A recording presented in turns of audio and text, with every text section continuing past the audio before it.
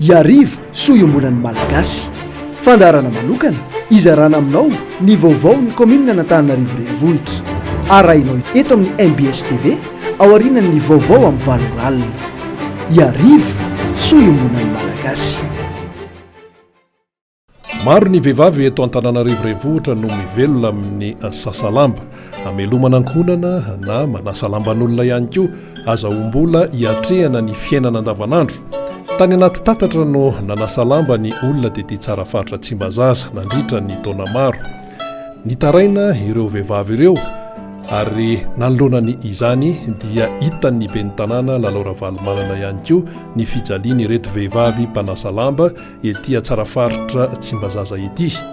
Tsy nisy ny andrasondraso fa avy hatrany dia nasiana toerana fanasan-damba na bassin ny teny an-toerana ary efa vita soamantsara zany amin'izao fotoana izao ka afa-pasairanana ireo vehivavy mpanasa lamba ety tsara faritra Tsimbazaza.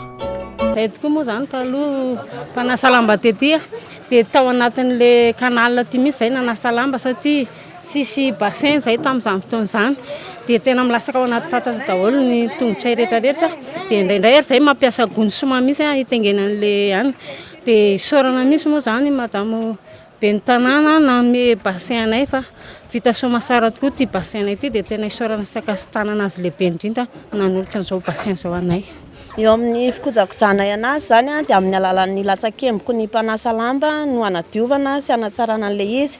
Amin'ity fototsavotsasa no natolotra ny ben'ny tanàna ho anay ity dia fisaorana lehibe dia lehibe no atolotra ho an'ny madame le maire ary mbola mangataka fiaraha miasa amin'izay raha ohatra ka hoe mbola misy izany zavatra izany. Nanahirana amponina tetỳ an-toerana ihany koa ny lalana nampifandray ny boribory-tany fahefatra amin'ny boribory-tany faharoa. Maro ny fitarainana momba an'izany ka avy hatrany ihany koa dia natao ny fanamboarana notarihany kominina Antananarivo renivohitra ary teo ny boribory-tany fahefatra. Taloha ty lalana ity tena malama be mihitsy, jaly mihitsy na mpianatra izay mijaly miamidina ity tsy azo anaovana skobidova dia manatsoaka kapa mihitsy izay. Zao nefa ilay izy vitan'ny ramatoa ben'ny tanàna miaraka amin'ny kominina Antananarivo renivohitra dia tena misaotra betsaka anazy mihitsy izay. Ty lalana ity patsaka rano betsaka miakatra sy midiny eto mampitoy ny 4e arrondissement sy ny 2e arrondissement koa ty lalana ity ary samy mahazo tombotsoa amin'io daholo mihitsy izany. Vokatsoa azonay tamin'ilay izy voalohany indrindra mpianatra nahazo aina satria tsy malama tsony ny lalana, ny patsaka indrindra fa telo manarakarak'izay izahay vahoaka ponina eto amin'ity secteur 4 ity dia fiara-miasa amin'ilay fikojakojana anazy zany ny RF2 miara-miasa amin'ny fokotany.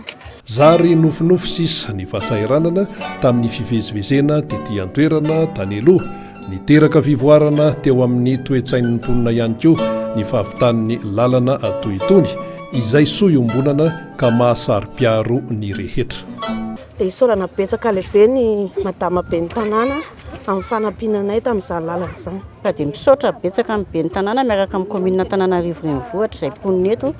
Iarivo soiombonan'ny malagasy fandarana manokana izarana aminao ny vaovao ny kominina n'Antananarivo renivohitra arahinao eto amin'ny MBS TV ao aorian'ny vaovao amin'ny valoralina iarivo soiombonan'ny malagasy.